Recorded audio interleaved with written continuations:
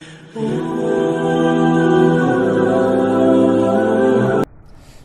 اللہ الرحمن الرحیم۔ عوض بیان کرتے ہیں کہ رسول اللہ صلی اللہ علیہ وسلم نے فرمایا، تمہارے دنوں میں جمعہ کا دن سب سے افضل ہے۔ اسی روز آدم علیہ السلام کو پیدا کیا گیا، اسی میں ان کی روح قبض کی گئی، اسی میں نفخہ اولیٰ ہے اور اسی میں نفخہ ثانیہ ہے۔ بس تم اس دن مجھ پر کثرت سے درود بھیجا کرو، اس لیے کہ تمہارا درود مجھ پر پیش کیا جاتا ہے۔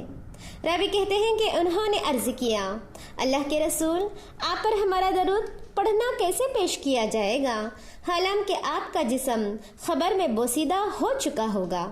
تو آپ صلی اللہ علیہ وسلم نے فرمایا، بے شک اللہ تعالیٰ نے انبیاء علیہ السلام کے اجسام زمین پر حرام کر دیے ہیں۔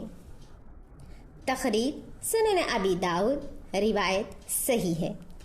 السلام علیکم ورحمۃ اللہ وبرکاتہ۔ Kindly like, subscribe and share my Genubian channel.